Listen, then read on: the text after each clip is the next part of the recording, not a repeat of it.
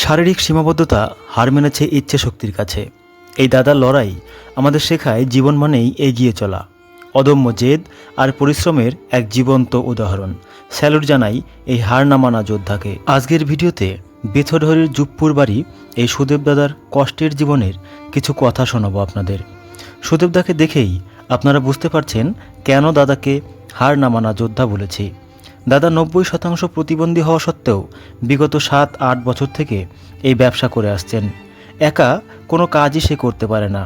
বাড়ি থেকে সমস্ত মালপত্র এই হুইল চেয়ারে তুলে দেয় তার বাবা, মা অথবা দাদা।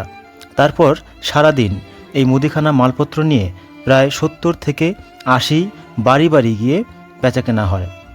যেখানে ট্রেনে বাসে অনেককে দেখা যায় অনেক সুস্থ সবল মানুষ হাত বাড়িয়ে দেয়, সেখানে এই দাদাকে দেখে হার না মানা যোদ্ধা বলাই বাহুল্য।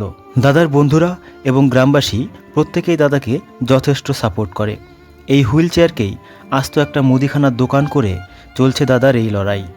হুইল চেয়ারের সামনে এগোনোর মতো হাতে কোনো জোর নেই, 2 পা দিয়ে কোনো রকমে ঠেলে ঠেলে এগিয়ে চলে সামনের দিকে। মুদিখানা সব রকমের মালপত্র নিয়ে ঘুরে বেড়ায় এ বাড়ি থেকে ও বাড়ি। আসুন আমরা সবাই মিলে এই যোদ্ধার পাশে দাঁড়াই। ভিডিওটা শেয়ার করে দেবেন যাতে সবার কাছে পৌঁছায়। যদি কেউ এই দাদাকে সাহায্যের হাত বাড়িয়ে দেন তাহলে দাদার মনের জোর আরও বাড়বে। এখন সোশ্যাল মিডিয়ায় অনেক ভিডিও ভাইরাল হয়, আমি চাই এই ভিডিওটা যাতে এমন ভিউজ হয় সবাই যেন দাদাকে চিনতে পারে, জানতে পারে। যদি কেউ দাদার সাথে কথা বলতে চান স্ক্রিনে দেওয়া নাম্বারে ফোন করে কথা বলতে পারেন। ধন্যবাদ সবাইকে।